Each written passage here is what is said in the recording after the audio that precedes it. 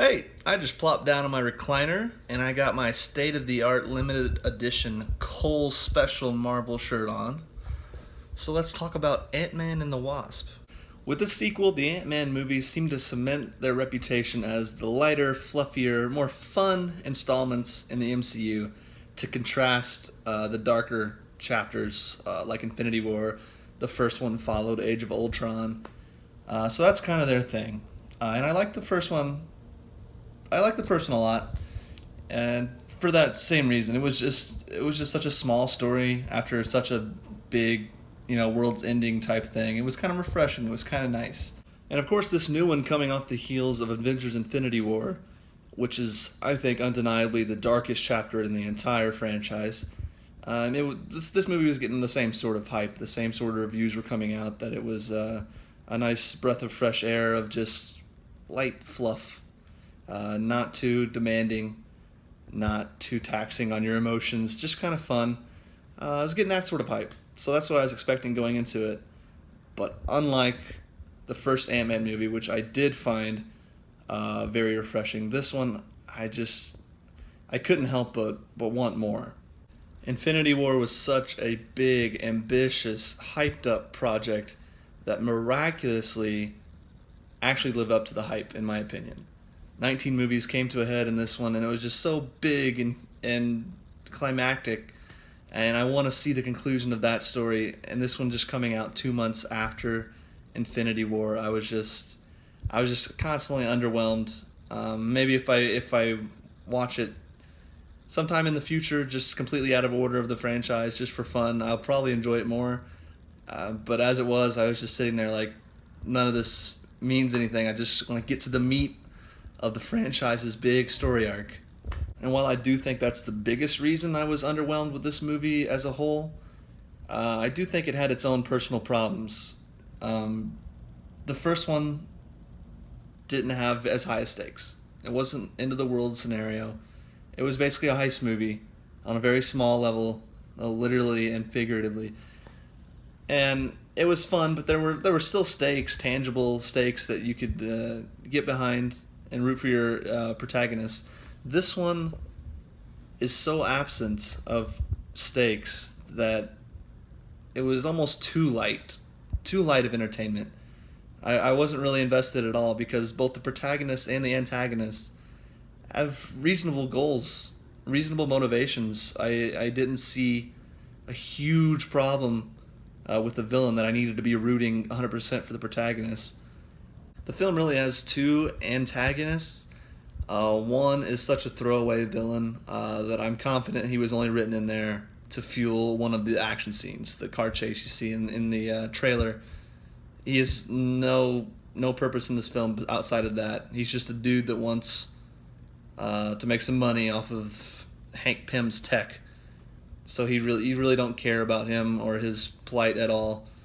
The real antagonist, I guess, is what the movie would call it, is this girl who's really a victim of an accident that she experienced as a child, and as a result of that accident, she there's a bunch of scientific mumbo jumbo they throw into this movie to explain it, but basically she can phase through material like walls, floors, other people, different objects. She phases through it, which is kind of cool, but also it's destroying her. Like at a cellular level, it's destroying her. So her plight is to get to the quantum realm to find a solution to reverse or stop this deterioration, just so she can survive. And she doesn't do anything particularly despicable or anything like that. She's not doesn't really hurt anyone at a serious level to get to where she's going. And she has like a little angel on her shoulder in the form of Lawrence Fishburne's character, who's a rival scientist to Hank Pym. And anytime she considers doing something awful to get what she needs, his character's there to say, well, let's just not do that. We'll figure out another way. And she almost always agrees with him and never really goes that extra step to kind of make you like hate her or even just dislike her a little bit. So really, you really sympathize with her. And it's something that they Marvel, I thought, perfected with Black Panther's villain, which the movie I didn't care for as much as everyone else did, but the villain was done really well. He had just enough of a point behind his evil plans that you kind of understood. You're like, oh, I get where you're coming from. You still need to be stopped. So I'm going to root for Black Panther. But I get it. With the character in this movie, you're almost 100% with her. Like, yeah, I don't want to see you just die. You're not that bad of a person. I hope you find what you're looking for. And that doesn't diminish the goal of our protagonists. I mean, they're trying to recover their long lost Hank's wife, Hope, I think is her character's name, Hope's mother. She's lost in the quantum realm for like 30 years, so they're trying to recover her because they think she might be alive now. So you want to see them succeed too. But there just really wasn't much conflict created because the antagonist wasn't that awful of a person. The movie's, of course, very funny, or at least it makes a lot of jokes. I personally got tired of it fairly quickly. Just the brand of humor in the Ant-Man movies, I just don't find that funny. Because it always feels like Paul Rudd is just kind of reining it back, like not being as funny as everyone on Earth knows he can be. It feels like very studio-written jokes that he's laying out. Well, I mean, it's Paul Rudd. He can deliver a joke, but it just feels like he's holding back every time he says anything in this movie, or the first one for that matter. So I don't know. And the jokes are just so stale and overused. They introduced this detective character in the beginning that is just infatuated with Paul Rudd's Ant-Man, or Scott Lang, I guess. And every time he comes in, he just got some little lighthearted joke about how he just loves him and, hey, you want to go get dinner? Or maybe not, or yes. And every time he comes on screen, it's something like that. It's like, yeah, we get it. You like him a lot. It's the same kind of shtick Ant-Man, or Scott Lang, had when he met Captain America in Civil War. That exact sort of relationship, except it just goes on the whole movie. One of the things I thought Avengers Infinity War, another comparison to that movie, I just loved it so much. I thought what it got perfectly, one of the things it got perfectly was the balance of serious dramatic elements and jokes. I thought Infinity War was actually really funny. It's the darkest chapter in the whole 20-film franchise, but when it had humor, it was really funny. I thought that the balancing act just worked so well.